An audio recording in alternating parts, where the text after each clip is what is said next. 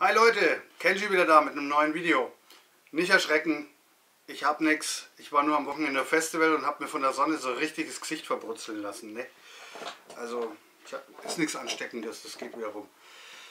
Wie auch immer, heute helfen wir einer Forelle in Not. Mein Bruder ist über die letzten Wochen der PC abgeschissen. Und die Kiste läuft zwar noch irgendwie, aber von 4 RAM-Sticks werden nur noch 2 erkannt. Und zwar nur diese 2, die jetzt drin sind.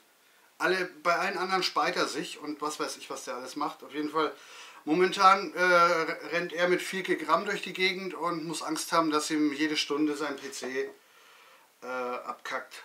Deswegen habe ich mir gedacht, wir könnten mal ein bisschen was Neues machen. So, wir bauen ihm einiges ein und ihr könnt zusehen. Viel Spaß. Okay, was haben wir? Wir haben den Pentium G4560, den momentanen Preis-Leistungskönig unter den Einsteiger-CPUs. Ein dazu passendes Motherboard und 8 GB als einzelner Riegel, damit man später auf 16 GB noch aufrüsten kann. Dieses Mainboard hat nämlich nur 2 RAM-Slots.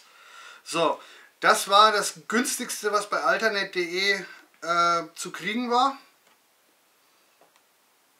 In der jeweiligen Klasse. Also ich wollte extra ein 250er Mainboard, also mit Mainboard mit 250er Chipsatz, weil die H110 oder wie die heißen, die brauchen eventuell ein BIOS-Update und was weiß ich und zu viel Gekasper.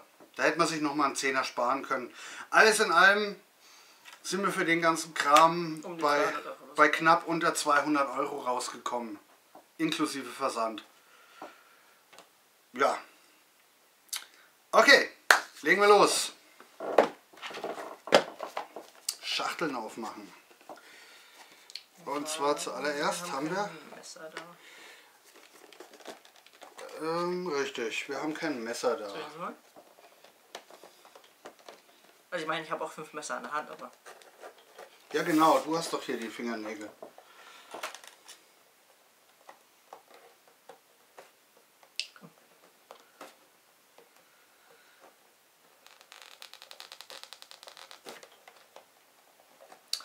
Noch keine professionellen Messer. Das sind Aber sie tun gut. keine professionellen Unboxing Messer. Klingen. Okay, also wir haben ein bisschen Lesestoff, die CPU hier oben drin und unten drin der Rest von dem Päckchen ist kühler, richtig. Den wir nicht verwenden. Den wir nicht verwenden. Wir verwenden den Kühler, der bei einem Core i7 dabei war. Warum? Ich weiß nicht, ob man das so gut sehen kann hier. Aber wenn ihr euch die beiden mal nebeneinander anschaut, dann seht ihr, dass der, obwohl nicht mal, es war bei den anderen Kühlern schon schlimmer. Zum Beispiel bei dem, der bei deinem alten i3, den du jetzt drin hast, dabei war, der war noch dünner. Also von daher nimmt sich das nichts mehr. Ich hatte es mir schlimmer vorgestellt, aber der i7-Kühler hat einen Kupferkern, der andere ist einfach nur Aluminium. Könnte also passieren, dass der ein bisschen besser kühlt, deswegen nehmen wir den und lassen den einfach genau da, wo er ist. Dann kann man, falls später doch mal die Kohle zum Aufrüsten da ist, das Ding als Complete in Box wieder verkaufen. So, gut. Das wäre es zum Prozessor.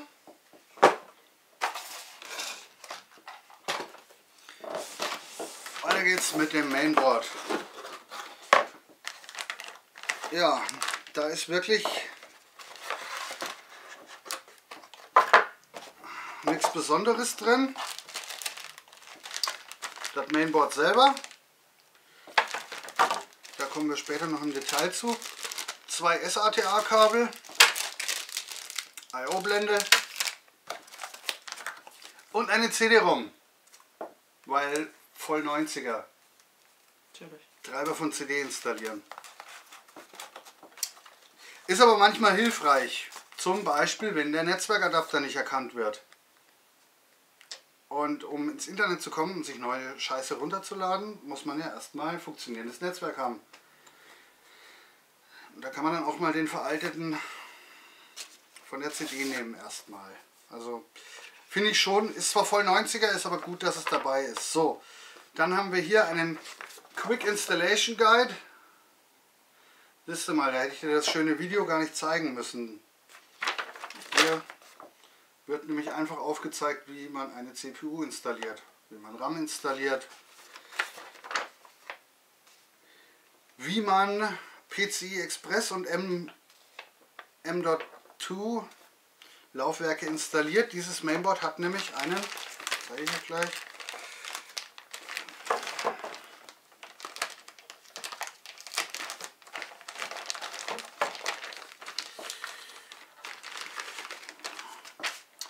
auf diesem Mainboard kann man M.2 SSDs installieren. Was schon mal ganz nett ist. Im Moment nehmen wir aber einfach die SATA SSD, die schon im PC vorhanden ist. Okay, Installation ist ziemlich einfach. Wir nehmen das Mainboard,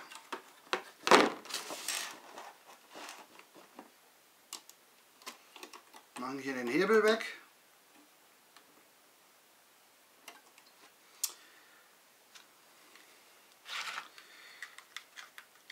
setzen die CPU in den Sockel und zwar richtig rum. Passt nur in eine Richtung, von daher keine große Sache. Fädeln den Metallrahmen wieder ein und drücken runter. In dem Moment fliegt die Schutzplatte hier ab. Und wir haben unsere CPU installiert. Dann installieren wir den Kühler. Das ist auch nichts Besonderes. Kleinen Klecks Wärmeleitpaste.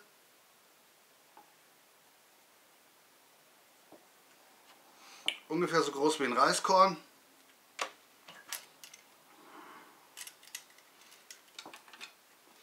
Und dann setzen wir den Kühler auf, dass alle 4 Pins in die dafür vorgesehenen Löcher gehen und dann drücken wir das Ganze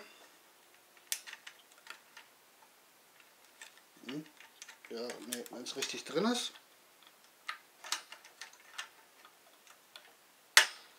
Jetzt.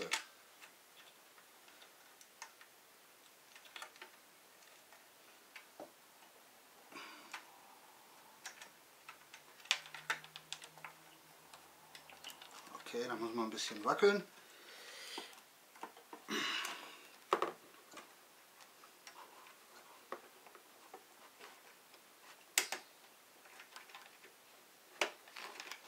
Oh Mensch, muss mich das jetzt hier ärgern, wenn die Kamera läuft? Scheinbar schon. Ich glaubst du.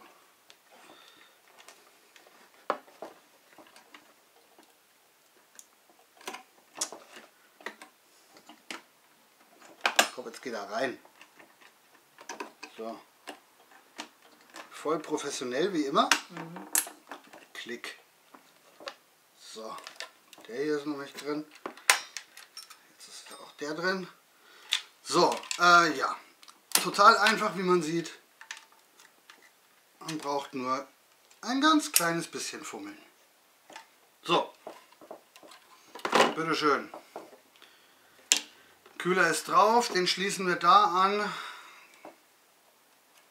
wo CPU-Fan steht. Siehst du mal, im vorherigen Gehäuse war das ein bisschen näher dran.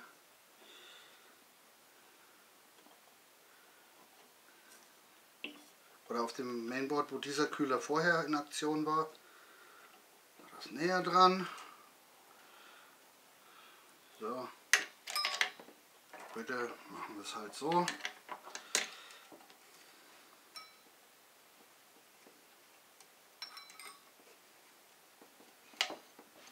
Jetzt zwirbeln wir das wieder fest. Also das mit dem Festzwirbeln kann man sich auch sparen, aber ich bin der Meinung, es sieht so halt schöner aus.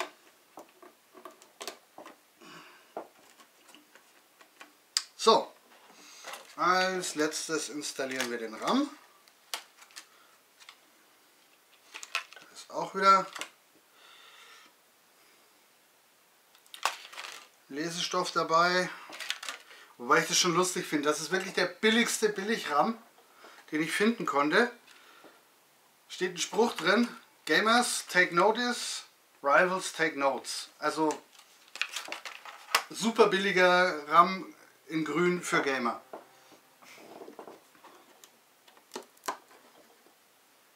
Mir egal wie er aussieht, solange er funktioniert, bin ich glücklich. So. Ist eh keine Glasscheibe dran, wird eh niemand sehen. Richtig, also beim RAM installieren drehe ich das mal hier rum, dass ihr das sehen könnt. Ganz easy. Da ist ein kleiner Nubbel.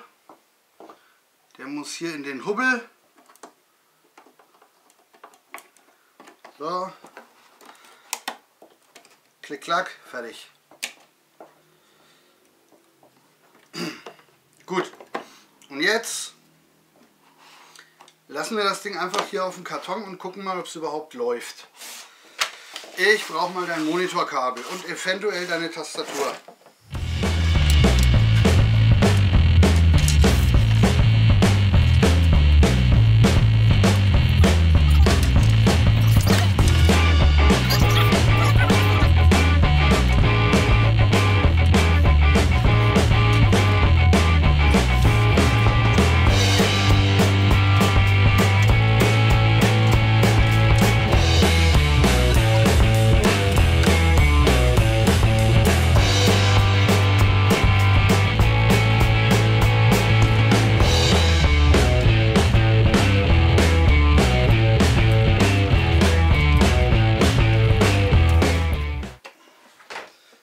Schöne ist, dieses Board hat im Gegensatz zu vielen anderen Grafikkarten und Mainboards noch einen VGA-Anschluss. Genau passend für deinen Oldschool VGA-Monitor. So.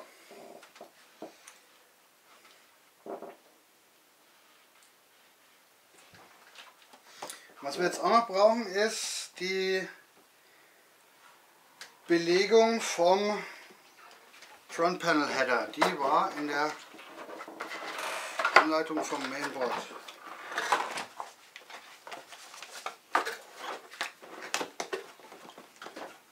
Hoffe ich. Oder ist sie jedenfalls normalerweise. Tam, tam, tam, tam. Ah ja. Okay. Ja, scheint der zu sein. Power LED Plus, Power LED Minus, Power Switch, das sind die oberen beiden. Okay. Die Tastatur mal an. Okay. Und jetzt Strom einschalten.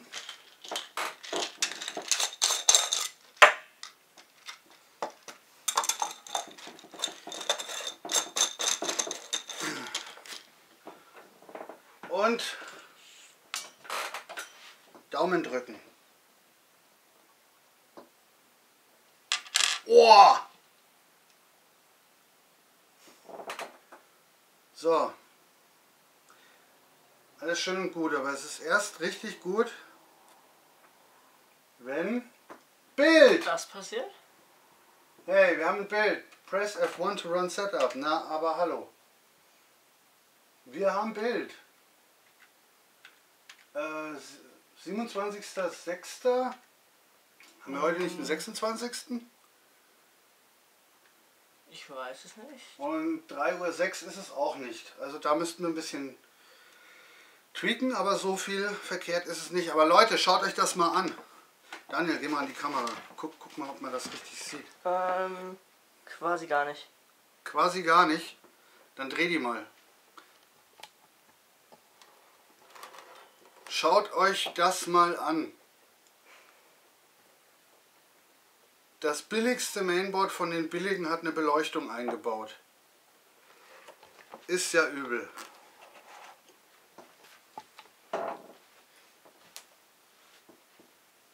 Sweet. Kann man die irgendwie ändern?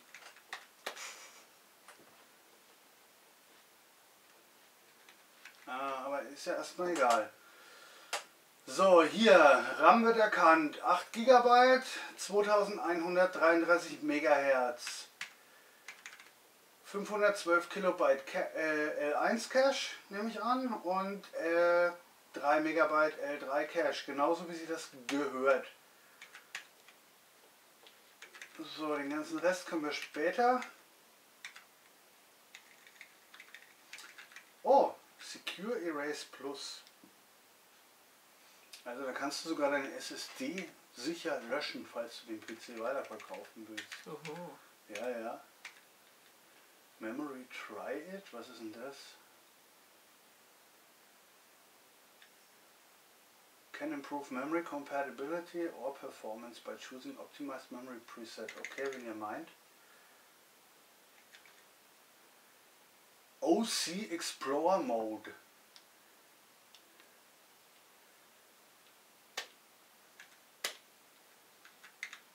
CPU Ratio. Mann. Also vielleicht kannst du hier das Ding sogar ein bisschen übertakten. Aber eigentlich will ich ganz woanders hin. Und zwar...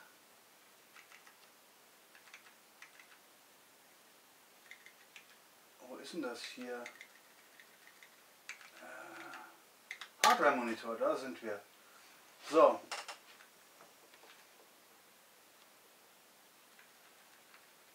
Und zwar, wo sind die Temperaturen? Da sind die Temperaturen. Okay. Die Systemtemperatur ist 37 Grad. Die CPU-Temperatur ist 34 Grad. Klingt angemessen, es ist scheiß warm heute. Während aber die CPU, also der CPU-Lüfter, nur mit 1000 RPM ungefähr läuft. Das ist...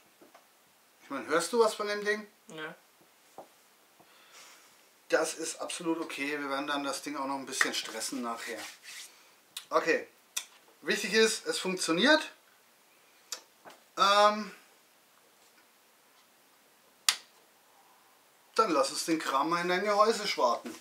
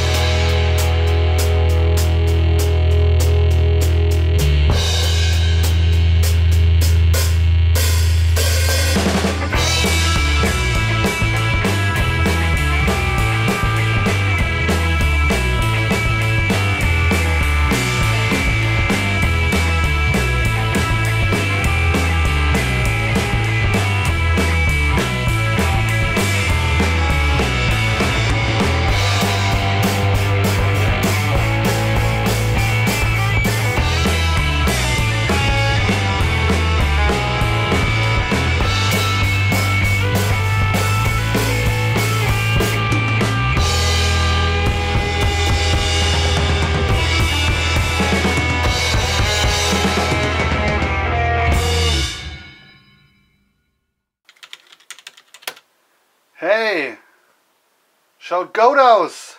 Ja? Wir mussten nicht mal Windows neu installieren, Alter. Nicht mal. Bis jetzt. Okay.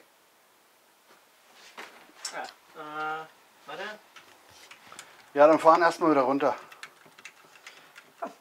Oh, man darf nicht rüber. Drücken wir hier den? Alt F4. Ich meine, so geht's auch, aber man kann auch alte 4 verwenden. Ja, man kann nicht nur aus Games Rage quitten. Ich glaube, es ist jetzt das 3. Mal in meinem ganzen Leben, dass ich alte 4 verwende, um meinen Windows-PC herunterzufahren. Tja. 2-mal davon war in der Schule im Computerraum zum Trollen. Rage Quit ohne Maus. Okay, Deckel wieder drauf. Klar, weil man die Maus ja schon gegen die Wand geworfen hat. Genau. Deckel wieder drauf, das Ding wieder unter den Tisch stellen und dann erstmal einbrennen lassen. Einstecken lassen. Einstecken und dann einbrennen. Der sogenannte Burn-In-Test. Das Bessere ist. Okay, die Kiste läuft. Besser als erwartet. Windows 10 musste nicht neu installiert werden, obwohl wir von Sockel 1155 mit B75 Chipsatz auf Sockel 1151 mit B250 Chipsatz umgesprungen sind. Lief einwandfrei sofort an, keine Bluescreens, keine Action, kein gar nichts. Leistungstest haben wir noch nicht so viel gemacht, das werden wir jetzt intensiver noch machen. Den Resident Evil 6 Benchmark haben wir schon mal gemacht, da konnte sich die Score fast verdoppeln. Was uns aber aufgefallen ist, er ist jetzt im Vergleich zu diesem alten Intel Cooler, was eigentlich einer für Sockel 775 ist, wesentlich leiser, so gut wie gar nicht zu hören, das Ding. Also, und bleibt dabei trotzdem einigermaßen kühl. Genaue Zahlen habe ich jetzt gerade nicht im Kopf. Wir werden das Ding jetzt noch ein bisschen stressen. Aber ich würde sagen, die Wiederherstellungsaktion / Aufrüstung hat doch sehr erfolgreich geklappt. Also ich kann euch den Pentium 4560, Pentium G 4560 durchaus ans Herz legen. Ist für um die 60 € momentan die günstigste CPU mit 2 Kernen und 4 Threads, die man sich kaufen kann, und wird eben als Preis-Leistungskönig gelobt.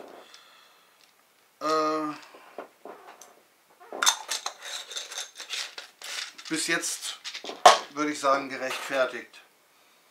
Okay, damit wären wir dann für dieses Video wieder durch. Wenn es euch gefallen hat, Daumen nach oben. Wenn es euch nicht gefallen hat, Daumen nach unten. Schreibt mir bitte in die Kommentare, was euch so aufgefallen ist, was man verbessern könnte und so weiter. Abonnieren ist immer eine gute Idee. Ihn auch abonnieren auf jeden Fall, wenn ihr schon dabei seid. Ich packe euch einen Link mit unten rein. Ja, und bis zum nächsten Mal.